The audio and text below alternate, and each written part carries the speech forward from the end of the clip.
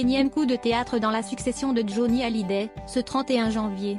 Sa veuve Laetitia a accepté l'ajournement d'un rendez-vous avec la justice américaine. Fixé au 4 février, le délibéré sur un transfert d'actifs dans le JPS Trust n'aura pas lieu avant la fin du mois. Un retard qui aurait agacé la belle-mère de David et Laura, il y a quelques mois. Mais celle-ci semble résolue à un dénouement rapide de leur querelle. Plus question de mentir. Si est-il la fin d'un impitoyable bras de fer, qui dure depuis 2 ans. À l'évidence, Laetitia Hallyday veut vraiment tendre la main à David et Laura, déshérités par Johnny à son seul profit. Alors que l'aîné des enfants Hallyday aurait été assuré de nouvelles royalties et d'un droit de regard sur l'exploitation du souvenir de son père, sa demi-sœur aurait pu récupérer des effets jusqu'ici confisqués par Laetitia. Plus certain, la veuve de Johnny a accepté le report d'une audience décisive dans le règlement de la succession du rocker, comme nous l'apprend le Figaro.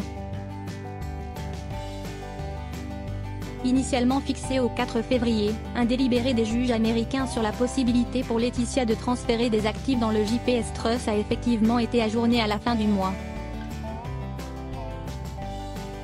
Nulle crispation du côté de la veuve. Un rebondissement qui prouve combien le climat s'est nettement apaisé, comme l'écrit notre consoeur Léna Luto. En 2019, les conseils de Laetitia Hallyday n'étaient pas parvenus à faire la démonstration qu'elle se trouvait dans l'impossibilité financière d'assurer la rémunération du trustees.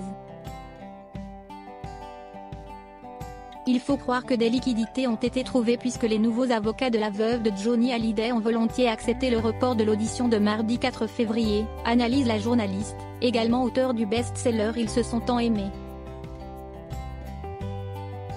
Laetitia à court d'argent, une ligne de défense intenable. Laetitia, asphyxiée financièrement, c'était effectivement la ligne de défense de son précédent avocat, Mehardavan Amir Aslani.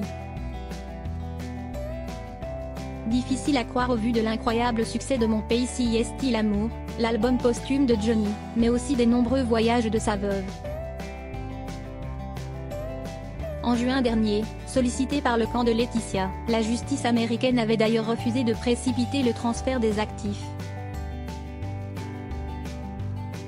Pas question d'interférer avec la justice hexagonale ayant reconnu Johnny comme résident français. Besoin de précision sur le patrimoine exact du rocker. Ce camouflet avait incité Laetitia à changer d'avocat et de stratégie.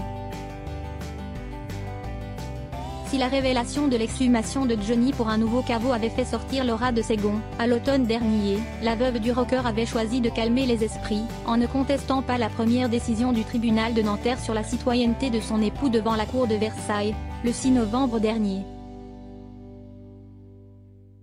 Si est-il encore avec l'autorisation de David et Laura qu'elle a fait déplacer le cercueil de Johnny au cimetière de Lorient, dans la nuit du 14 au 15 janvier. Désir de se projeter dans une nouvelle vie, loin des polémiques, alors qu'elle a retrouvé l'amour avec le restaurateur Pascal Balland? Selon les informations du Figaro, les négociations entre Laetitia Hallyday, David Hallyday et Laura Smith se poursuivent. Au 31 janvier, aucun accord n'a encore été signé mais les avocats s'entendent bien. Ils ont bon espoir de trouver une solution d'ici la fin du mois de février. Oh Johnny, si tu savais.